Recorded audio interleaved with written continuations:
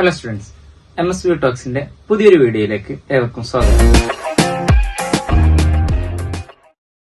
അപ്പോ ഇന്ന് നമ്മൾ ചർച്ച ചെയ്യാൻ പോകുന്നത് സാമൂഹിക പരിഷ്കരണങ്ങൾ അഥവാ കേരളത്തിലുണ്ടായ നവോത്ഥാന പ്രസ്ഥാനങ്ങൾ, സാമൂഹ്യ പരിഷ്കരണങ്ങൾ. നമ്മൾ തൊട്ടുമുമ്പത്തെ ക്ലാസ്സിൽ ചർച്ച ചെയ്തതാണ്. 7 സാമൂഹ്യ പ്രസ്ഥാനങ്ങൾ നമ്മൾ ചർച്ച ചെയ്ത് കഴിഞ്ഞു. ഇന്ന് അതിന്റെ ബാക്കി പോർഷനാണ് എടുക്കാൻ പോകുന്നത്. അപ്പോ ഇതുവരെ കേൾക്കാത്ത ക്ലാസ്സുകൾ ആരെങ്കിലും ഉണ്ടെങ്കിൽ അതെല്ലാം നമ്മൾ താഴെ ഡിസ്ക്രിപ്ഷൻ ബോക്സിൽ അതിന്റെ ലിങ്ക് കൊടുക്കുന്നുണ്ട്. ആ ക്ലാസ്സുകളൊക്കെ കേട്ട് മനസ്സിലാക്കുക. അപ്പൊ നമുക്ക് സമയം വൈകാതെ തന്നെ എന്താക്കാം, ക്ലാസ്സിലേക്ക് പ്രവേശിക്കാം. അപ്പൊ നോക്കിയേ, ആത്മവിദ്യാ സംഘം. ആത്മവിദ്യാ സംഘം എന്ന് പറയുന്നത് അതിന്റെ സ്ഥാപകൻ ആരാണ്? അത് വാഗ്ബാടാനന്ദനാണ്. ആരാണ്?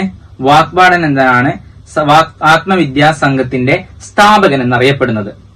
ആത്മവിദ്യാ സംഘം സ്ഥാപിക്കുന്നത് 1917. എപ്പോഴാണ്? 1917 വാഗ്ബാടാനന്ദൻ ആത്മവിദ്യാ സംഘം രൂപീകരിക്കുന്നത്.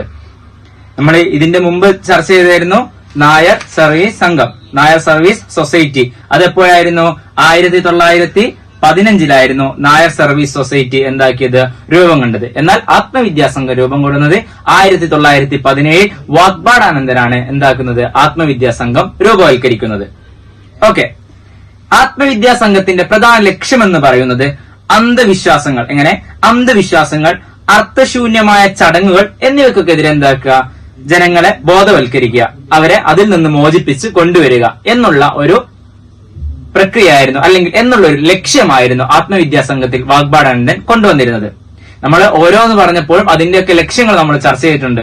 അതുപോലെ തന്നെ എല്ലാ ക്ലാസ്സുകളും കേട്ടാൽ അതിന്റെ ഓരോ ലക്ഷ്യങ്ങൾ നമുക്ക് മനസ്സിലാക്കാൻ സാധിക്കും.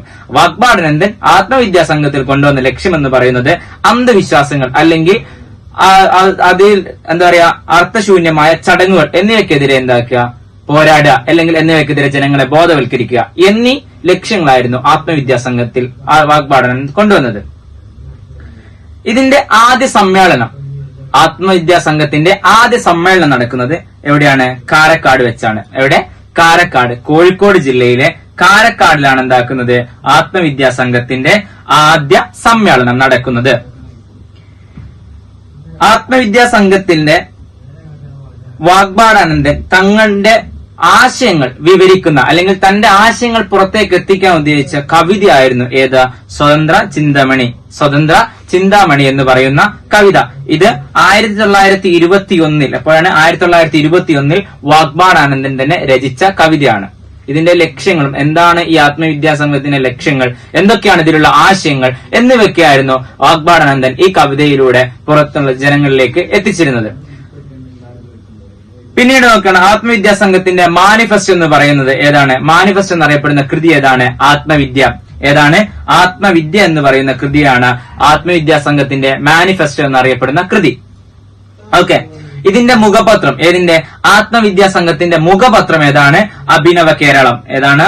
അഭിനവ കേരളം. ഈ അഭിനവ കേരളം എപ്പോഴാണ് പുറത്തിറക്കുന്നത്? ഈ അഭിനവ കേരളം എന്ന് പറയുന്ന മുഖപത്രം അല്ലെങ്കിൽ ഒരു മാഗസിൻ എപ്പോഴാണ് പുറത്തിറക്കുന്നത്? 1921. അപ്പോ 1921 മാറിപ്പോകാൻ പാടില്ല. 2 സംഗതികളാണ് ഇറക്കിയത്. ഒന്ന്, അവിടുത്തെ വാഗ്ബാടാനന്ദന്റെ ലക്ഷ്യങ്ങളും ആശയങ്ങളും പുറത്തേക്ക് ജനങ്ങളിലേക്ക് എത്തിക്കാൻ വേണ്ടിയിട്ട് ഇറക്കിയ അവിടുത്തെ കവിതയായ സ്വതന്ത്ര ചിന്താമണി എന്ന കവിതയും, അതുപോലെ തന്നെ ഇതിന്റെ മുഖപത്രമായ അഭിനവ കേരളം എന്ന് പറയുന്ന 2 കാര്യങ്ങളും ഇറങ്ങുന്നത് എപ്പോഴാണ്? 1921. മാറിപ്പോകാൻ പാടില്ല. ഇതെപ്പോഴാണ് രൂപവൽക്കരിക്കുന്നത്? 1917. ഇതിന്റെ മാനിഫെസ്റ്റോ ഏതായിരുന്നു? മാനിഫെസ്റ്റോ എന്ന് പറയുന്നത് ആത്മവിദ്യ എന്ന് പറയുന്ന കൃതിയാണ്. ഇതിന്റെ മുഖപത്രം ഏതാണ്? അത് അഭിനവ കേരളമാണ്. ഇതെപ്പോഴാണ് ഇറക്കുന്നത്? 1921. ഓക്കെ, ഇതിന്റെ ആപ്തവാക്യം, ആത്മവിദ്യാ സംഘത്തിന്റെ ആപ്തവാക്യം അല്ലെങ്കിൽ മുദ്രാവാക്യം എന്ന് പറയുന്നത് ഉണരുവിൻ അഖിലേശനെ സ്മരിപ്പിൻ ക്ഷണം, എഴുന്നേൽപ്പിൻ അനീതിയോടെ എതിർപ്പിൻ. എങ്ങനെ? ഉണരുവിൻ അഖിലേശനെ സ്മരിപ്പിൻ ക്ഷണം, എഴുന്നേൽപ്പിൻ അനീതിയോടെ എതിർപ്പിൻ. അനീതിയോടെ എതിർക്കാൻ വേണ്ടിയിട്ട് നിങ്ങൾ എല്ലാവരും എഴുന്നേൽക്കുക എന്ന് പറയുന്ന ആപ്തവാക്യമായിരുന്നു വാഗ്ബാടാനന്ദൻ ആത്മവിദ്യാ സംഘത്തിലേക്ക് കൊണ്ടുവന്നത്. അതുപോലെ വാഗ്ബാടാനന്ദന്റെ പ്രവർത്തനങ്ങളും സന്ദേശങ്ങളും ഉൾക്കൊള്ളിച്ച മറ്റൊരു കൃതി ഏതാണ്? ആത്മവിദ്യാ കാഹളം. ഏതാണ്? ആത്മവിദ്യാ കാഹളം. വാഗ്ബാടാനന്ദന്റെ ആശയങ്ങളും ലക്ഷ്യങ്ങളും പുറത്തിറക്കിയ കവിതയായിരുന്നു ഏത് സ്വതന്ത്ര ചിന്താമണി 1921. എന്നാൽ വാഗ്ബാടാനന്ദന്റെ പ്രവർത്തനങ്ങളും സന്ദേശങ്ങളും ഉൾക്കൊള്ളിച്ച ഒരു കൃതിയായിരുന്നു ഏത് ആത്മവിദ്യ കാഹളം എന്ന് പറയുന്നത്. മാറിപ്പോകാൻ പാടില്ല, അത് നമുക്ക് വളരെയേറെ കൺഫ്യൂഷൻ വരുന്നതാണ്. ഒന്നാമത് മുഖപത്രം ഏതാണെന്ന് പറഞ്ഞിട്ടുണ്ട്, അതേതാണെന്ന് അഭിനവ കേരളമായിരുന്നു. വാഗ്ബാടാനന്ദന്റെ ആശയങ്ങളും ലക്ഷ്യങ്ങളും പുറത്തിറക്കാൻ വേണ്ടിയിട്ട് ഉണ്ടാക്കിയ കവിതയാണ് സ്വതന്ത്ര ചിന്താമണി എന്ന് പറയുന്നത്. ഇത് രണ്ടും 1921 മാറിപ്പോകാൻ പാടില്ല. അത് നമ്മളോട് എന്താക്കും, ക്വസ്റ്റ്യൻസ് വരുമ്പോൾ നമുക്ക് സംശയം വരും. 1921 എന്ന് പറയുമ്പോൾ വർഷങ്ങളിലേക്ക് നമ്മൾക്ക് എന്താക്കും, ചെറിയ കൺഫ്യൂഷൻ വരും. അതുകൊണ്ടാണ് വീണ്ടും വീണ്ടും ആവർത്തിച്ച് പറയുന്നത്. ഓക്കെ, ക്ലിയർ ആണെന്ന് വിചാരിക്കുന്നു. നോക്കിയേ, അതുപോലെ തന്നെ ഇദ്ദേഹത്തിന്റെ കീഴിൽ, വാഗ്ബാടാനന്ദന്റെ കീഴിലെ ആത്മവിദ്യ മഹോത്സവം എന്ന് പറയുന്ന ഒരു ഉത്സവം നടന്നിട്ടുണ്ട്. എവിടെ? പുന്നപ്ര, ആലപ്പുഴയിലെ പുന്നപ്രയിലാണ് ആത്മവിദ്യ മഹോത്സവം നടക്കുന്നത്. ആത്മവിദ്യ സംഘത്തിന്റെ സ്ഥാപകനായ വാഗ്ബാടാനന്ദന്റെ കീഴിലാണ് ആത്മവിദ്യ മഹോത്സവം നടന്നിട്ടുള്ളത്. എവിടെ വെച്ചാണ്? പുന്നപ്ര, ആലപ്പുഴയിലെ പുന്നപ്രയിൽ വെച്ച്. മാറിപ്പോരുത്. ഇതിന്റെ ആദ്യ സമ്മേളനം നടക്കുന്നത് എവിടെ വെച്ചായിരുന്നു? കോഴിക്കോട് ജില്ലയിലെ കാരക്കാട് വെച്ച്. ഇതിന്റെ ആത്മവിദ്യ മഹോത്സവം നടക്കുന്നത് ആലപ്പുഴയിലെ പുന്നപ്രയിൽ വെച്ച്. ഓക്കെ, ക്ലിയർ ആയല്ലോ. നമുക്ക് അടുത്തതിലേക്ക് കടക്കാം. നമ്മളിപ്പോ 7ഓളം സാമൂഹ്യ പരിഷ്കരണങ്ങൾ അല്ലെങ്കിൽ സാമൂഹ്യ നവോത്ഥാന പ്രസ്ഥാനങ്ങളെ കുറിച്ച് നമ്മൾ ചർച്ച ചെയ്തു കഴിഞ്ഞു. അടുത്ത് നോക്കിയേ, സഹോദര സംഘം. ഏതാണ്? സഹോദര സംഘം.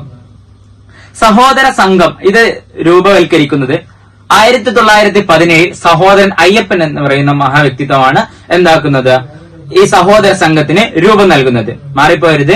1917 അപ്പോൾ 2 നവോത്ഥാന പ്രസ്ഥാനങ്ങളാണ് രൂപവൽക്കരിച്ചിട്ടുള്ളത്. ഒന്ന് ഏതായിരുന്നു? സഹോദര സംഘം. മറ്റൊന്നേതാണ്? വാഗ്ബാടാനന്ദന്റെ ആത്മവിദ്യ സംഘം. ഓക്കെ, സഹോദര സംഘത്തിന്റെ ലക്ഷ്യമായിരുന്നു ജാതി നശീകരണം. ഇവിടെ നമുക്കറിയാം, കേരളത്തിൽ ധാരാളം ജാതി വ്യവസ്ഥകൾ നിലകൊണ്ടിരുന്ന ഒരു സംസ്ഥാനമായിരുന്നു കേരളം. തൊട്ടുകൂടായ്മ, തീണ്ടികൂടായ്മ, മേൽജാതിക്കാർ നടക്കുന്ന വഴിയിലൂടെ നടക്കാൻ പാടില്ല, മേൽജാതി കീഴ്ജാതി എന്നൊക്കെ പറഞ്ഞ് ധാരാളം ജാതി വ്യവസ്ഥകൾ എന്താക്കിയിട്ടുണ്ട്, ഇവിടെ നടന്നിട്ടുണ്ടായിരുന്നു. ഇതിനൊക്കെ എതിർത്ത്, ഇതിനൊക്കെ നശിപ്പിച്ച് എല്ലാവരും ഒരേപോലെ എന്നുള്ള രീതിയിലേക്ക് കൊണ്ടുവന്നതായിരുന്നു ആര്? സഹോദര സംഘത്തിലെ സഹോദര അയ്യപ്പന്റെ ലക്ഷ്യം എന്ന് പറയുന്നത്. ഇവിടെയുള്ള ജാതി നശീകരണം അഥവാ മിശ്ര വിവാഹവും മിശ്ര ഭോജനവും വഴി ജാതി ഇല്ലാതാക്കുക. അതായത് ഏത് ജാതിയിൽപ്പെട്ട ആൾക്കാർ അങ്ങോട്ടും ഇങ്ങോട്ടും എന്താക്കാൻ പറ്റും? വിവാഹം ചെയ്യാൻ പറ്റും. ഏത് ജാതിയിൽപ്പെട്ട വ്യക്തികൾക്കും അങ്ങോട്ടും ഇങ്ങോട്ടും ഭോജനം ചെയ്യാൻ പറ്റും എന്നുള്ള രീതിയിലേക്ക് കൊണ്ടുവന്ന് ഇവിടെയുള്ള ജാതി വ്യവസ്ഥയെ പാടെ ഇല്ലാതാക്കുക എന്നുള്ള ലക്ഷ്യത്തിൽ 1917 സഹോദരൻ അയ്യപ്പൻ രൂപീകരിച്ച സംഘമാണ് സഹോദര സംഘം എന്ന് പറയുന്നത്. ഓക്കെ, ക്ലിയർ ആയല്ലോ. അപ്പൊ നമ്മൾ സഹോദര സംഘത്തിന്റെ ലക്ഷ്യം പറഞ്ഞു. അപ്പോ ആത്മവിദ്യാ സംഘത്തിന്റെ ലക്ഷ്യവും സഹോദര സംഘത്തിന്റെ ലക്ഷ്യം എന്തായിരുന്നു? ആത്മവിദ്യാ സംഘത്തിന്റെ ലക്ഷ്യം എന്ന് പറയുന്നത്, ആത്മവിദ്യാ സംഘത്തിന്റെ ലക്ഷ്യം അന്ധവിശ്വാസങ്ങൾ ഇല്ലാതാക്കുക, അതിൽ നിന്ന് ജനങ്ങളെ ബോധവൽക്കരിക്കുക.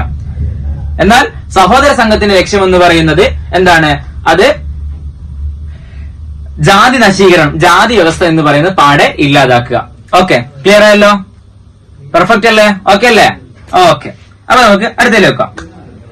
ജാതി വ്യവസ്ഥക്കെതിരെ നടത്തിയ പ്രക്ഷോഭം അഥവാ ജാതി വ്യവസ്ഥയെ ഇല്ലാതാക്കുക എന്നുള്ളതായിരുന്നു സഹോദരൻ അയ്യപ്പന്റെ ലക്ഷ്യം എന്ന് പറയുന്നത്.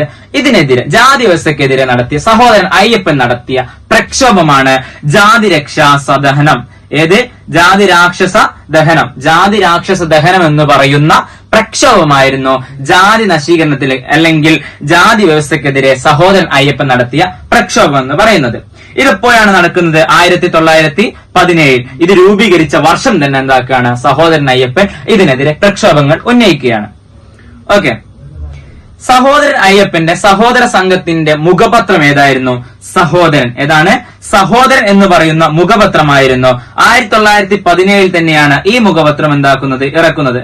അഥവാ സഹോദരൻ അയ്യപ്പൻ അവിടെ നിന്ന് ഒരു സംഘം രൂപീകരിക്കുകയും അതിലുള്ള ലക്ഷ്യങ്ങൾ കൃത്യമായി പുറത്തെടുക്കുകയും എന്താണ് അതിന് മുഖപത്രം ഇറക്കിയിട്ട് ജനങ്ങളിലേക്ക് എല്ലാ കാര്യങ്ങളും എത്തിക്കുക എന്നുള്ള ലക്ഷ്യത്തോടുകൂടെ സഹോദരൻ അയ്യപ്പൻ തുടക്കം മുതലേ അങ്ങ് പ്രവർത്തിക്കാൻ തുടങ്ങി.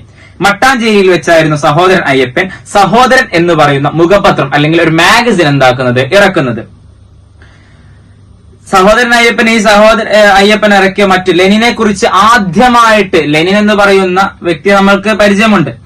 ലെനിൻ എന്ന് പറയുന്ന ഈ വ്യക്തിയെ കുറിച്ച് ആദ്യമായിട്ട് ലേഖനം എഴുതിയതിലേക്കായിരുന്നു ഈ പ്രസിദ്ധീകരണങ്ങളായ സഹോദരൻ എന്ന പ്രസിദ്ധീകരണത്തിലേക്കാണ് സഹോദരൻ അയ്യപ്പൻ ലെനിനെ കുറിച്ച് ആദ്യമായിട്ട് പ്രസിദ്ധീകരണം രൂപീകരിച്ചത്. മനുഷ്യരെല്ലാം ഒന്നാവുക, ജാതി വേണ്ട, മനുഷ്യരെല്ലാം ഒന്നാവുക അല്ലെങ്കിൽ മനുഷ്യരെല്ലാം സഹോദരന്മാരാണ് എന്നുള്ള ഒരു ആപ്തവാക്യത്തിലൂടെ അല്ലെങ്കിൽ ഒരു മുദ്രാവാക്യത്തിലൂടെ ആയിരുന്നു സഹോദരൻ അയ്യപ്പൻ സഹോദരൻ എന്ന് പറയുന്ന മുഖപത്രം അല്ലെങ്കിൽ മാഗസിൻ എന്താക്കുന്നത് ഇവിടെ ഇറക്കുന്നത്. എപ്പോഴായിരുന്നു? 1917. അപ്പൊ ഈ വർഷം കൃത്യമായി ഓർത്തു വെക്കണം. 3 സംഭവങ്ങളാണ് 1917 നമ്മൾ ചർച്ച ചെയ്തത്. ഒന്നാമതായിട്ട് നമ്മൾ ചർച്ച ചെയ്തത് ഏതാണ്? ആത്മവിദ്യാ സംഘത്തിന്റെ രൂപീകരണം 1917 ചർച്ച ചെയ്തു. അതുപോലെ തന്നെ 1917 സഹോദര സംഘം രൂപീകരിച്ചതെന്ന് ചർച്ച ചെയ്തു. പിന്നീട് നമ്മൾ ചർച്ച ചെയ്താണ് അതെ ജാതി രാക്ഷസ ദഹനം എന്ന് പറയുന്ന ജാതി വ്യവസ്ഥക്കെതിരെ സഹോദരൻ അയ്യപ്പൻ ഇറക്കിയ പ്രക്ഷോഭം, അതും എപ്പോഴായിരുന്നു? 1917. ഓക്കെ. പിന്നെ അദ്ദേഹത്തിന്റെ മുഖപത്രമായ അല്ലെങ്കിൽ സഹോദര സംഘത്തിന്റെ മുഖപത്രമായ സഹോദരൻ മട്ടാഞ്ചേരിയിൽ ഇറക്കുന്നതും അതും എപ്പോഴായിരുന്നു? 1917 ഓക്കെ, ക്ലിയർ ആയല്ലോ? ഓക്കെ. പിന്നെ സഹോദരൻ അയ്യപ്പന് ഡെയിലി വർക്കർ എന്ന് പറയുന്ന ബ്രിട്ടീഷ് കൃതിയുണ്ട്. ബ്രിട്ടീഷ് പ്രസിദ്ധീകരണമായ ഡെയിലി വർക്കർ. ഇതിന്റെ മാതൃകയാക്കി ഇറക്കിയ പ്രസിദ്ധീകരണമായിരുന്നു വേലക്കാരൻ. ഏത്? വേലക്കാരൻ. ഡെയിലി വർക്കർ എന്ന് പറയുന്ന എന്തിന്റെ കൃതിയാണ്? ബ്രിട്ടീഷ് പ്രസിദ്ധീകരണമാണ്.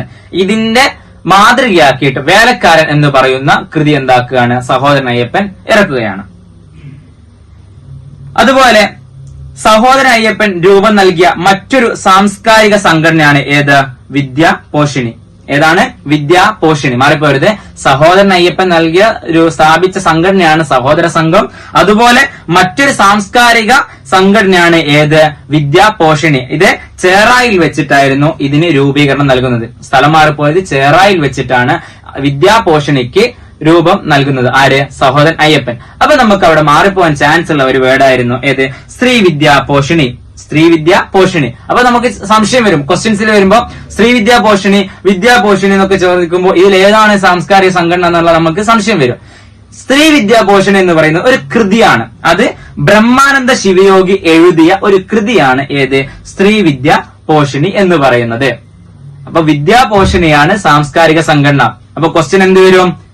താഴെ നൽകിയിരിക്കുന്നതിൽ സഹോദരൻ അയ്യപ്പൻ നൽകിയ സാംസ്കാരിക സംഘടന ഏത്? അപ്പൊ ചോദിക്കും വിദ്യാപോഷിണി, സ്ത്രീ വിദ്യാപോഷിണി, അങ്ങനെ 4 ഓപ്ഷൻസ് തരും. അപ്പൊ നമുക്ക് കൺഫ്യൂഷൻ ആവും. വിദ്യാപോഷിണിയാണോ സ്ത്രീ വിദ്യാപോഷിണിയാണോ? അപ്പൊ മാറിപ്പോവാൻ പാടില്ല. ഏതാണ്? വിദ്യാപോഷിണി. ചേറായിൽ വെച്ച് രൂപം നൽകിയ വിദ്യാപോഷിണിയാണ് സാംസ്കാരിക സംഘടന. ഓക്കെ, ക്ലിയർ അല്ലേ? ഓക്കെ. നമ്മൾ പറഞ്ഞു ഇതിന്റെ ലക്ഷ്യമെന്ന് പറയുന്നത് ജാതി നശീകരണം, മിശ്ര വിവാഹം, മിശ്ര ഭോജനം നൽകുക. അപ്പം ഇവിടുന്ന് ഈ സഹോദരൻ അയ്യപ്പന്റെ നേതൃത്വത്തിൽ നടന്ന ഒരു മിശ്രഭോജന പ്രസ്ഥാനം നടന്നിട്ടുണ്ട്. അത് എപ്പോഴാണ്? 1917 ചേറായിൽ വെച്ചിട്ടാണ് സഹോദരൻ അയ്യപ്പന്റെ കീഴില് മിശ്രഭോജന പ്രസ്ഥാനം നടക്കുന്നത്. ഓക്കെ. അപ്പൊ സഹോദരൻ അയ്യപ്പന്റെ സഹോദര സംഘത്തില് എല്ലാം നടക്കുന്ന ഏത് വർഷം തന്നെയാണ്? 1917 തന്നെയാണ്. രൂപീകരിച്ചത് 1917. അതിന്റെ മുഖപത്രം ഇറക്കുന്നത് സഹോദരൻ എന്ന് പറയുന്ന മുഖപത്രം ഇറക്കുന്നത് 1917 മട്ടാഞ്ചേരിയിൽ വെച്ചിട്ടാണ്. അതിന്റെ ജാതി വ്യവസ്ഥക്കെതിരെയുള്ള പ്രക്ഷോഭം നടക്കുന്ന 1917. അതുപോലെ മിശ്രഭോജന പ്രസ്ഥാനം നടക്കുന്നത് ഇപ്പോൾ തന്നെയാണ് 1917. ഓക്കെ, ക്ലിയർ ആയല്ലോ? പെർഫെക്റ്റ് ആയല്ലോ? അപ്പൊ ഇന്ന് നമ്മൾ എന്തൊക്കെയാ ചർച്ച ചെയ്ത്? 2 പ്രസ്ഥാനങ്ങളെ കുറിച്ച് നമ്മൾ ചർച്ച ചെയ്തിട്ടുള്ളൂ. ഒന്ന് ആത്മവിദ്യാ സംഘവും മറ്റൊന്ന് സഹോദരൻ അയ്യപ്പൻ. നമുക്കൊന്ന് ഓടിച്ചു നോക്കാം. നമ്മൾ ആദ്യം പറഞ്ഞു ആത്മവിദ്യാ സംഘം. ആത്മവിദ്യാ സംഘത്തിന്റെ സ്ഥാപകനായിരുന്നു വാഗ്ബാടാനന്ദനാണ്. 1917 വാഗ്ബാടാനന്ദൻ ആത്മവിദ്യാ സംഘത്തിന് രൂപം നൽകുന്നത്. ഇതിന്റെ ലക്ഷ്യം എന്ന് പറയുന്നത് അന്ധവിശ്വാസങ്ങൾ, ശ്രദ്ധിക്കണം, അന്ധവിശ്വാസങ്ങൾക്കും അനാചാരങ്ങൾക്കും അല്ലെങ്കിൽ അർത്ഥശൂന്യമായ ചടങ്ങുകൾക്കും എതിരെ ജനങ്ങളെ ബോധവൽക്കരിക്കുക. ലക്ഷ്യം മാറിപ്പോകാൻ പാടില്ല. ക്വസ്റ്റ്യൻ ചോദിക്കും ഇത് ഏതിന്റെ ലക്ഷ്യമായിരുന്നു? ചോദ്യം വരും. അന്ധവിശ്വാസങ്ങൾക്കും അർത്ഥശൂന്യമായ ചടങ്ങുകൾക്കുമെതിരെ നടത്തിയ ജനങ്ങളെ ബോധവൽക്കരിക്കാൻ ഉദ്ദേശിച്ച ലക്ഷ്യമുണ്ടായിരുന്ന സംഘടന അല്ലെങ്കിൽ നവോത്ഥാന പ്രസ്ഥാനം ഏതെന്ന് ചോദിക്കുമ്പോൾ നമ്മൾ കൺഫ്യൂഷൻ ഇല്ലാതെ എഴുതണം. ഏത്? ആത്മവിദ്യാ സംഘം. ഓക്കെ, ക്ലിയർ ആണല്ലോ? ഓക്കെ. ഇതിന്റെ ആദ്യ സമ്മേളനം നടക്കുന്നത് കോഴിക്കോട് ജില്ലയിലെ കാരക്കാട് വെച്ചിട്ടാണ് നടക്കുന്നത്. 1921 ഈ സമ്മേളനം നടക്കുന്നത്. വാഗ്ബാടാനന്ദന്റെ ആശയങ്ങൾ വിവരിക്കുന്ന കവിതയാണ് ഏത്? സ്വതന്ത്ര ചിന്താമണി. 1921 ഇതിനെ പ്രസിദ്ധീകരിച്ചത്. അതുപോലെ ആത്മവിദ്യാ സംഘത്തിന്റെ മാനിഫെസ്റ്റോ എന്നറിയപ്പെടുന്ന കൃതി ഏത്? മാറിപ്പോരുത്. ആത്മവിദ്യാ സംഘത്തിന്റെ മാനിഫെസ്റ്റോ എന്നറിയപ്പെടുന്ന കൃതി ഏതാണ്?